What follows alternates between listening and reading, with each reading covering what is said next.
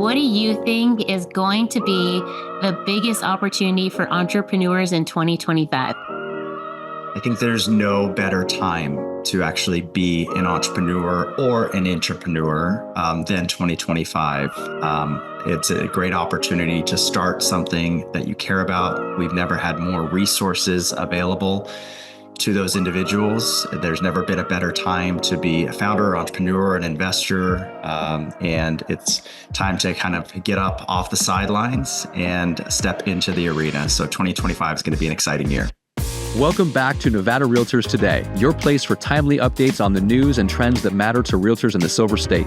Now let's join your Nevada Realtors President, Brandon Roberts, and Nevada Realtors CEO, Tiffany Banks, for today's episode of Nevada Realtors Today. We are joined by Mike Sherbakov, our very good friend, and one of the founding general partners in the Veteran Fund. Can you tell us a little bit about yourself? Yeah, happy to. The quick version here, because I'd love to get more to the tactical pieces and make sure that this is helpful for your audience. But the quick version is I grew up in the San Francisco Bay Area. Right out of high school, I joined the Marines and I spent 5 years on active duty. My last duty station was at Camp Pendleton in San Diego. And when I got out of the Marines, I did my undergrad and I fell in love with entrepreneurship, which is, I'm sure we'll talk about quite a bit during this conversation. I ended up starting and selling a few companies in the health and wellness space. I joined a venture-backed startup. For those that know the model ClassPass, where you pay one membership and have access to a bunch of studios. I was early at that team, a company called Wildfire, and then I helped another company go public. And I was able to take those lessons learned, transition from the founder side of things to more of the investor side of things. And I really fell in love with investing. I angel invested for a while. And then 3 years ago with three amazing partners, Ryan Micheletti, Justin Nahama, and Lisa Song Sutton, who's actually in real estate as well. The four of us came together. We all had successful careers up until that point. And we decided, really, if we want to spend the next few decades of our lives, what do we want to be committed to? And we came up with this idea for the Veteran Fund and advancing America through venture capital. And so it's a venture capital firm that invests in early stage companies that have military veterans on the leadership team. So we're looking for the best of the best. And we can talk about what makes a good founder, what makes good technology and all of that. But it's a very exciting time. That's why I say 2025 will be the best year ever, regardless of whether you're in technology or not, just in terms of resources available to us. Last thing I'll add here is I also run one of the world's largest startup accelerators called Founder Institute as a way of helping people start companies. And then on the philanthropic side of things, as you know, Tiffany and Brandon, for the last 13 years, I've been leading trips down to Mexico on a quarterly basis to build homes for families in need. And really grateful to partner with the Nevada Realtors and your team to bring folks down there so they can have that experience. So that would be the high level on me personally as well as professionally. Like, how do you think your military experience has influenced your approach to leadership and investing? And how do you see that intersecting with our real estate world? Well, we like to say it's interesting because I look back and I see the interwoven thread and the reason, as an example, why our firm decided to invest in military veterans is we believe they possess these really important skills of leadership, resilience, and purpose. Mm-hmm. And now, again, our thesis is they've gone through what we consider the world's greatest leadership academy, which is the United States military. Right, the United States military invests billions of dollars, and they've done it over a very long time to create these incredible leaders. But that said, there are other great leadership programs out there, including the one that you have in Nevada Realtors, in giving people an experience, for a year or for months at a time on developing those skills. But those are the three core things that we look for that I feel like I developed myself: leadership, resilience, and purpose through the military. And those are the three qualities that we look for in the founders that we invest in. Mm-hmm. That's so interesting. And you think about even through the Leadership Academy and these different programs that we have here, you're actually looking for these certain skill sets and those that are resilient, those that are ones that can actually adapt to change. And you kind of see who some of your superstars are early on, but then watching them evolve and actually see the careers and the pathways and leadership that they take. It's really interesting because they do, have a lot of those qualities that you just mentioned.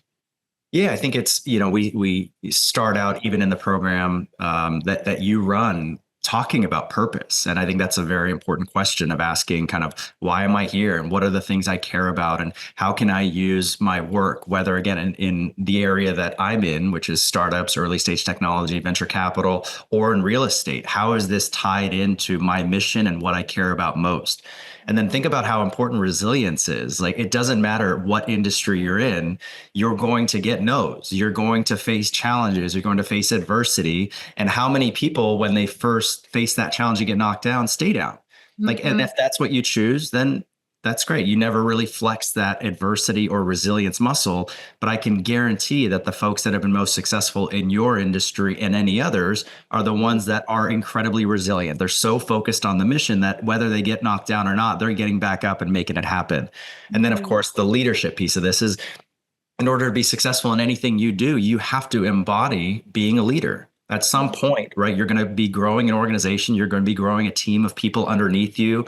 You have to kind of plant a flag in the ground for what you care about most. And whether you like it or not, you have to step into leadership positions, which Tiffany and Brandon, you've done incredibly well. And I think you serve as incredible role models of what leaders, I think, aspire to be. And I think you said something interesting when, you're told no. And I personally do not like when I'm told no. Who, Um, who doesn't? so you cannot tell me no, but it's like, do you stop there, right? Or do you push through and say, okay, I'm going to find a yes from either someone else or maybe I need to change up, like I think it's so important to change up also like how you perceive something because if you're told no, you might say, okay, I'm just going to stop doing what I'm doing and maybe, go down a different path. But if you push through, what kind of rewards are at the end of that? Yeah, and I think the mission really has to be tied to it because at the end of the day, again, regardless of what industry you're in, although it may seem real estate and venture capital are such different industries, at this end of the day, we all wake up and we are doing work, whether hopefully it's work that you're passionate about, hopefully it's work you care about, but we're also through that work experiencing challenges and we're like overcoming challenges on a daily, a weekly, a monthly, but the hard things are just going to come. And at some point, I think like if you're not dedicated to a mission, if you don't work towards something you care about, then when you hit those challenges, it's actually pretty easy to quit. If you have a deep drive and a deep knowing in why you're doing what you're doing, then it's actually those challenges become much easier. So yeah, you're going to face the no's, you're going to face the rejections, you're going to hit the huge roadblocks. But I think that's where the sense of mission and purpose really play an important role. Absolutely. Brandon? So, Mike, first, thank you for your service. I think it's pretty awesome, and reading kind of your bio and stuff like that. You're a pretty neat person. You make an impact in a lot of different areas. And when I got to meet you is on the trip down to Mexico, where you kind of escort the Nevada Realtors across the border both ways. And I'm not gonna lie, I was a little bit nervous about that trip. But you made it very comfortable, and I felt safe the entire time. Never felt like I was in danger at all. But and you've set up a good program of taking everyone down there. I mean, how did you come across that, or what drove you to want to do that? So Brandon, it's interesting because the experience you had was the exact experience I had 13 years ago, which is I was invited. I always felt like I had heard about people building homes in Mexico. I thought it was an interesting idea. And a friend said, do you want to come spend a weekend building a home? I said, yeah. And I felt nervous. I had heard Mexico. I don't really know who I'm going with. What's this going to be? So all of the things that I think most people feel the first time. And just like you, I left on a Friday morning. We built the home. We served at the orphanages. We did the feeding program for the community. We had that impactful weekend. And it actually didn't hit me until Sunday driving back to San Diego. And I remember exactly where I was. I was in the van, the ones that you've been in, sitting behind the driver, kind of looking out the window. We're driving on a bumpy dirt road, and I just lost it. I started bawling my eyes out, and I couldn't explain why. It was this incredibly emotional experience. We had just finished the dedication to the family, which the dedication is, the home is built. They started living on dirt. You can imagine 13 years ago, it was even worse than how you experienced it. But again, in one weekend, we build this home. The family walks in for the first time, and I remember just looking out, and I'm bawling my eyes out. And I can't describe it other than it hit me hard, and I feel like it planted a seed. And I thought, whoa, we made such a big impact in such a short amount of time. And so I got back to San Diego and thought, I want to do that again. And so I just put a message out to my friends and said, who would want to come with me? And, some friends kind of raised their hand and said yes. And it started with, 10 of us, and then 20 of us, and 30 of us. And it just started to grow. And there ended up being a community behind it. And I'm so grateful to say now, 13 years later, so many people that have come on builds with us who had that same experience that I had, that you had, that others, now they're leading their own. And so really created this incredible ripple effect where it's no longer reliant on me bringing people down, because that was always the goal. It shouldn't be reliant on me. It should give people the opportunity and make them feel empowered to then go down and do their own project. And one quick note that I'll add, Brandon, is, it affected me in a way where that's what I wanted to do. It may spark an idea in someone else that they want to do something in their community. And that's the goal, right? Maybe they care about homelessness, or maybe they care about domestic violence, or maybe they care about getting people who haven't had access to buy homes for the first time to get into homes. Whatever that impact is, there's just a way that trip in particular sparks this kind of intention of impact, where you go back to your community and you start to think and look through the lens of, how can I make a difference and how can I give back?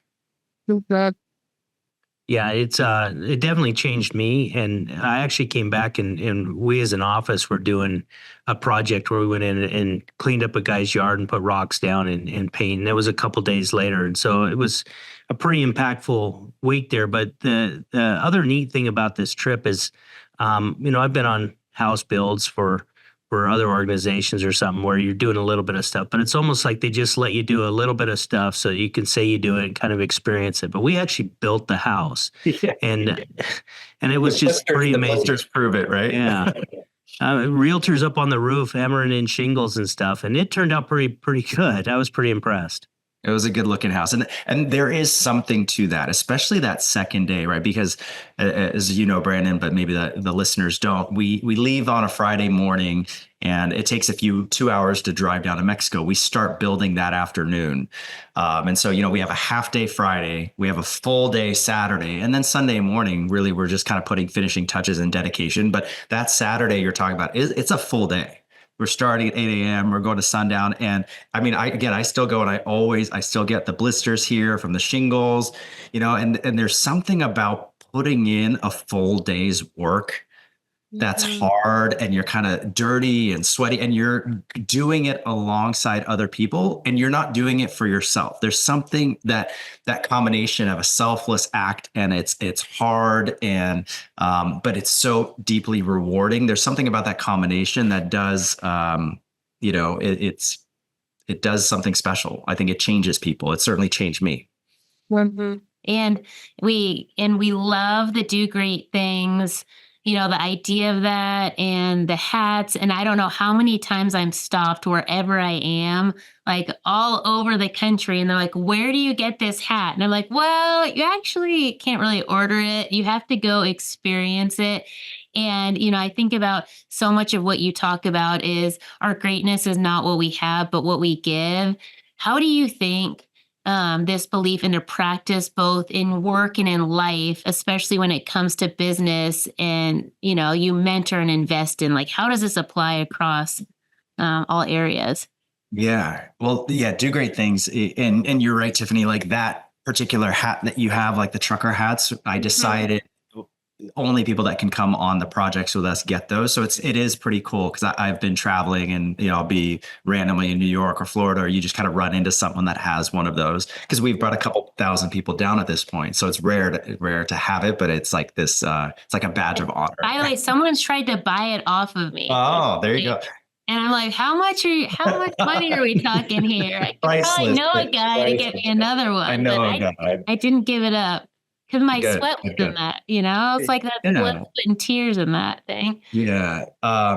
It's interesting because I'll answer that question and I'll zoom out. There was an Australian palliative care nurse named Dr. Bronnie Ware that studied patients in their last 8 weeks of life. And I know you've heard this story, Tiffany, before, but the short version is she asked patients that were on their deathbed their biggest regrets. And there was one regret consistently across the board from everyone that is about to die. And their regret is, I wish I'd had the courage to live a life true to myself, not the life others expected of me. And I think there's an incredible amount of clarity and wisdom in that, because I hope that we don't have to get to the end or be on our deathbeds to realize that, hey, life is short and we better spend that time doing something meaningful, doing something we care about. Again, we don't have to be there, because there are other people that are at the end that are telling us, hey, like, live life fully while you have it, because what a blessing that it's here.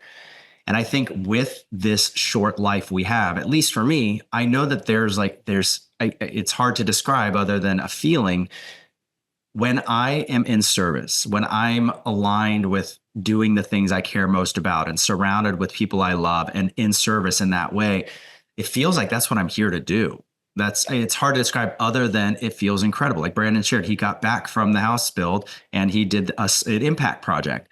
And there's something about the way it bonds people. There's something like that is innate, like where it's part of our DNA is to be in service. Like, yes, look, the base Maslow's hierarchy of needs are important, and we need to have a job and we need to have a roof over our head. We need to provide for ourselves and our families and all these things at the bottom of that.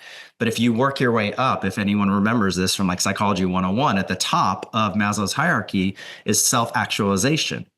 Right. And that is like kind of it's another way of saying that is like becoming what you're meant to become. And I really think that when people are doing that, when they have that baseline met, I found like the most generous, kindest people, like they've met those basic needs and then they start thinking about how can I give back more, right? Think of like the most like philanthropic people in this world. They've done something incredible. They've built something amazing and they get to this point in life where now they want to give back. So I think we don't have to wait until the end of life. We don't have to wait till we become a billionaire to give back. We can start to sprinkle these elements of self-actualization and giving in everything that we do. Mhm. And I think, you know, what you've done through the leadership program, and even when we are at the house build, having people think about what it is that they care about, because it's not something that you're telling them that they care about or someone else's. And I think about those, and for those listeners that don't know what that is, because I remember every leadership year we've had a few people that say, I actually don't know what my why is, or I don't know what my passion is. Should I feel ashamed of that? Should I feel bad that I don't know what it is that is like my North Star? Like, what would be your answer to those people? My answer is Marcus Aurelius says the quality of your life depends upon the quality of the questions you ask yourself. So he doesn't say it's about the answers you find, it's about the questions you ask. So I think the fact that someone's even willing to sit there and be honest with themselves and ask the question of, what is my purpose? What do I care about? What do I enjoy? I think that's step one. So don't ever feel discouraged if you don't know your why or your purpose. Be discouraged if you're not asking yourself that question of what is my why and what is my purpose. So that's the first thing. The second thing is I'm in this camp where I believe we have the blueprint for living a very purposeful, meaningful life. And that is, it's innate to us. Again, if Tiffany, asked you or asked Brandon, what are the things you care about most? What are you curious about? I don't think those things are a coincidence. I think it's as simple as asking yourself that question of, what do I think about? What am I curious about? Like for me, I'm in venture capital. I can't, you know me, I talk about it all the time. There's something about it that I want to read every book. I want to listen to every podcast. I want to have conversations about it. There's something about it that I just am wildly, insatiably curious about. And I think everyone has some element of that. And I would ask them, what are the things that they enjoy doing? Where do they find joy? the question of what makes them come alive and how can you just do more of those things in life. The more you do that, I think the more your purpose kind of shows up right in front of you. On the topic of leadership, you've worked with massive brands like Lululemon and Qualcomm. What lessons from these big name companies do you think small businesses or real estate professionals can apply to their own growth? Here's what I'll say is all the way to, the $1 billion plus companies I've worked with, all the way down to the early stage startups. Everything is people. Everything comes down to people. I actually believe that organizations are just reflections really of the people that are in charge of them. And that's why I think important leadership, and honestly, the work Tiffany, you and Brandon and Nevada Realtors are doing with the leadership program is so important, because how many of those folks, graduate from the leadership program and then go into leadership positions within the organization and beyond. So I think like that leadership development piece, from the earliest stages, there may be, again, a single founder or two co-founders that are coming to us and they have an idea for a startup. I'm evaluating who they are as a leader. Again, and that's why we use the military as kind of our filter, because we go, hey, if they've gone through it, they have leadership, resilience, and purpose. And now we look for these other things. But all the way up to, certainly the Lululemons and the Qualcomms, I work with their leadership to understand who are they as people, why are they, even involved in this organization in the first place? What is the direction? What is the impact of, whatever like initiative we happen to be focused on at that any given moment? To me, the business and the organization is just an amplifier. It's like a megaphone for the people. It can create far more impact than an individual ever could. A very simple way of, illustrating this is the house build. I could try to go down to Mexico and build a home by myself. And I could, it would just take me a lot of time, right? Yet when we get 30 people and we get an organization like yours that says, yeah, you know what, we're going to help fundraise, we're going to sponsor, we're going to bring people down, we do it in 2 days. So here's an example of like amplifying what one of us can do through an organization. So you just go so much further, together. So when you think about like a leader in an organization at that scale, and then like the founders, is it that they care about the people that work for them? They care about the people they're serving, or are they caring about a bottom line? Like where do you think that balance is? Because obviously you want to make sure you're achieving results, but you also have to have that level of like being passionate and caring about the people. So where do you think those two things, what's their interplay there? I find my personal interest is at the intersection of those two things. The reality is, look, as a VC, as a proud capitalist, I think it's an incredible force, and I think that is, what drives innovation.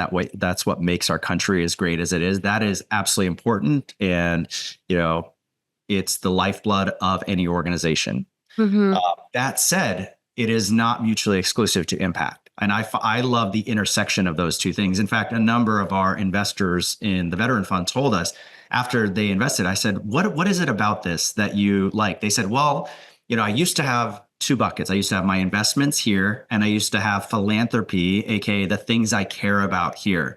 They said, I met you, I learned about you, and this is the intersection of the two.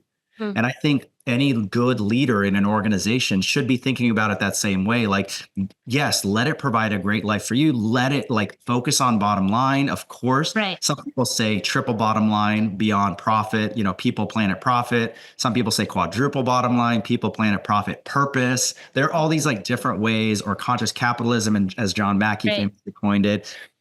Lots of ways of going around about it. But I think like if it can be at the intersection of the two things, where you're self-aware enough to know, is this my purpose and what I care about? Am I supporting the people within the organization? Are we having a positive impact on others? At the same time, is this, a profitable organization? Or if a nonprofit, are we really focused on impact? Are we able to, drive membership? Whatever that KPI or OKR is, does not have to be revenue for them. But, you do have to focus on both.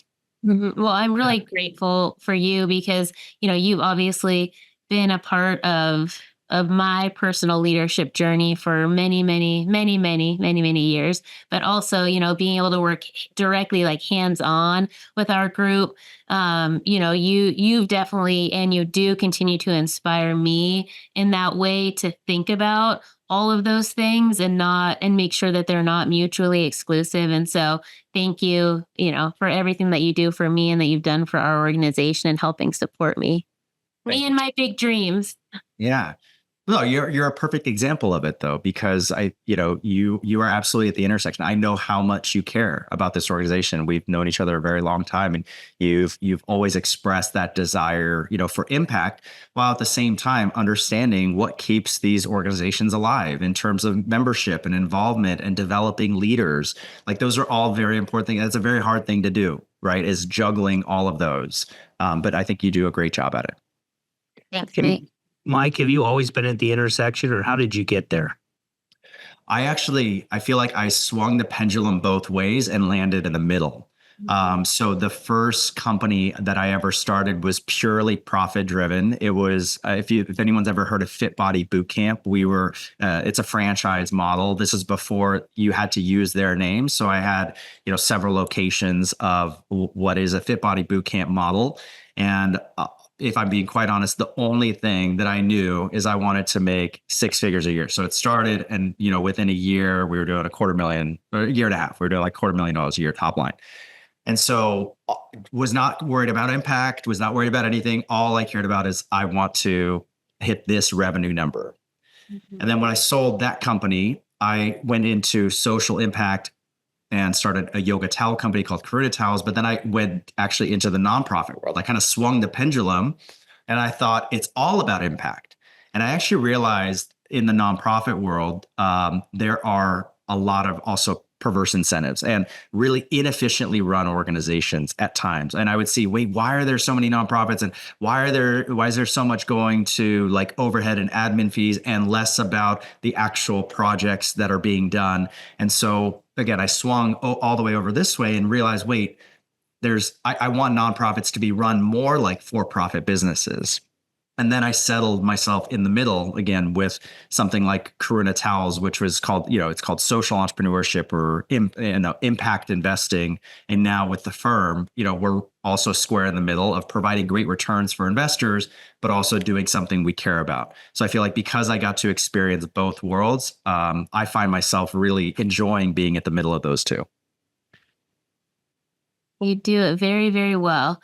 So we're in a time where many industries, including real estate, are seeing dramatic shifts due to technology and societal changes. How do you see these changes impacting the future of leadership and entrepreneurship? And what advice would you have for real estate professionals navigating through all of these shifts?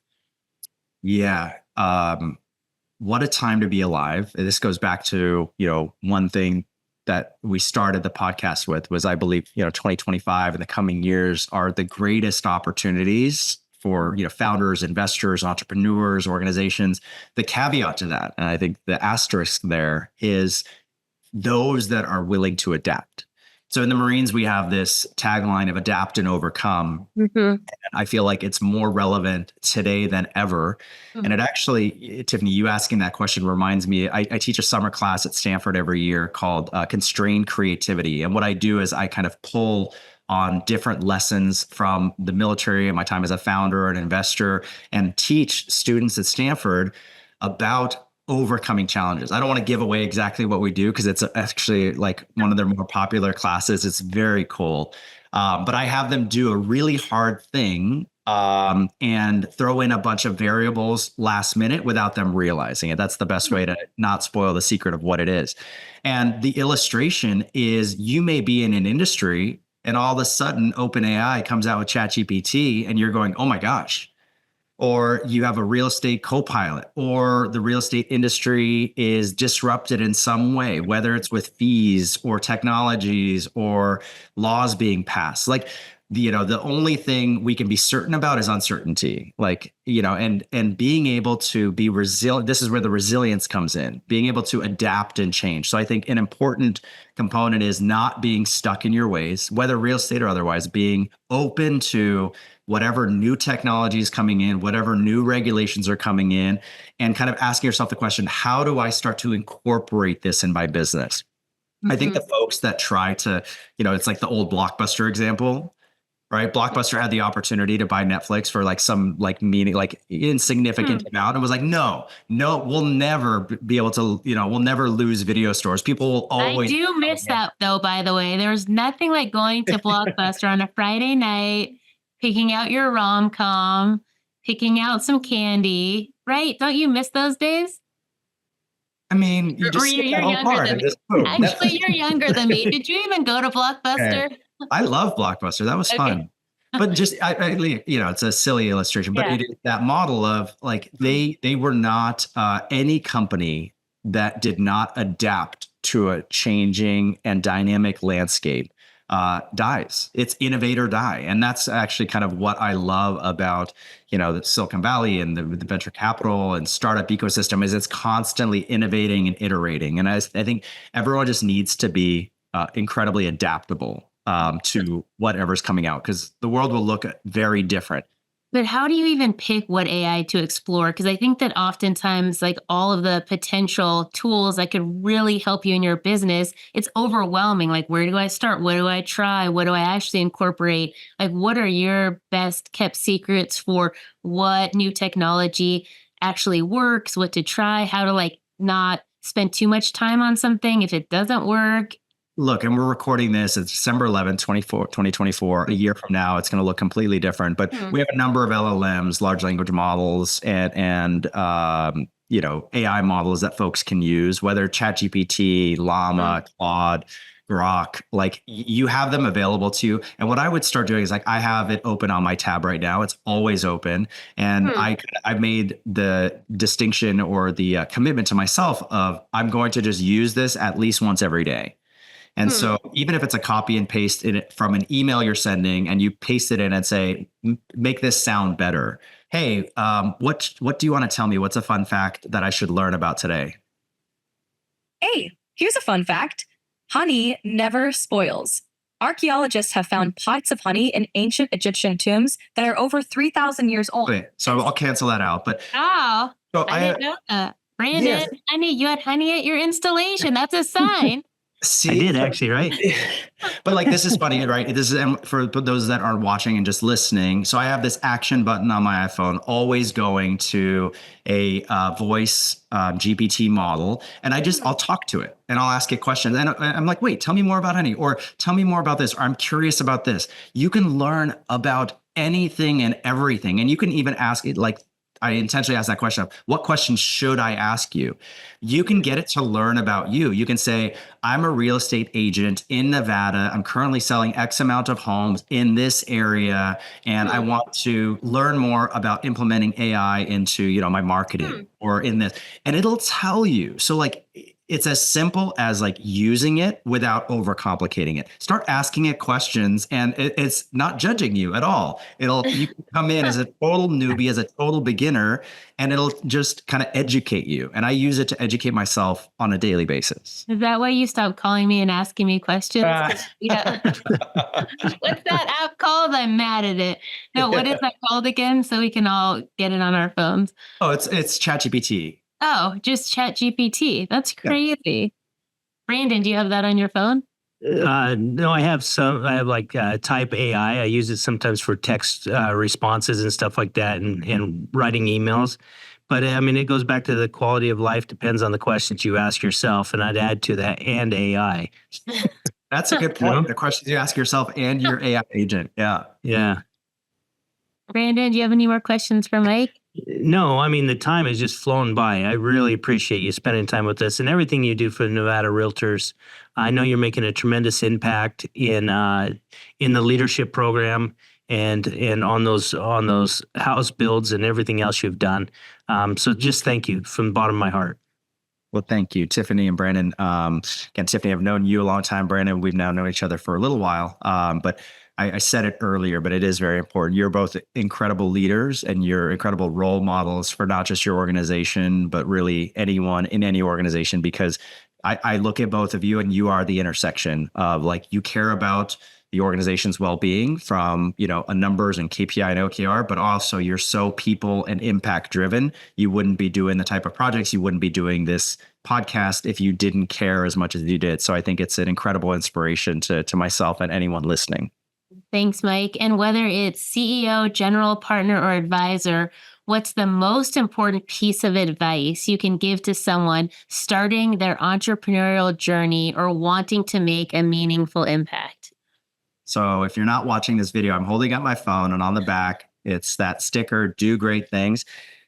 Notice it's not talk about great things. It's not think about great things. It's not write about great things. That's all nice to do, but it's doing it. And so the challenge to anyone watching or listening is, what is your version of doing great things? It could be something for your family. It could be something for your children, for your community, for your business. How do you incorporate doing great things into your life on a daily basis? And I'm curious to hear it. Put it in, if you're listening, put it in the comments. Tell us about the great things you're doing, because you'll find other people that want to support you, other people that you can support. And it's just this beautiful ripple effect. Thanks, Mike. And how do our listeners find out more information about you or the Veteran Fund? Veteran.fund is the domain. Yeah, check out some of the company. We've got a company doing missions to the moon. They landed on the moon earlier this year. They're going back. I think, Tiffany, you'll be there at the launch in February. We have some really cool companies, and it's just an exciting time across all industries. So really great. In the last minute, can you just tell us about some of those companies? Because they're so fascinating what people are actually doing in this world. Yeah. I mean, look, when this company Lone Star Lunar first came to us and said, we have this idea of putting data centers on the moon. I've been a space nerd my entire life. I was the kid that stayed up late watching, the shuttles come home on like my little portable TV and stuff.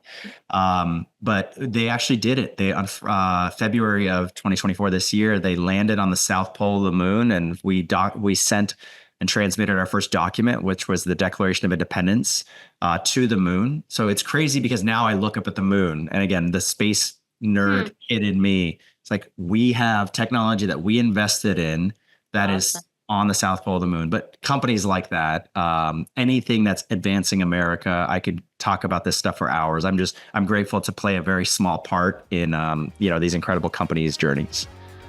Well, thank you, Mike, and have a great day. And thank you again for all that you do for us. Thank you, Tiffany, Brandon. I appreciate you.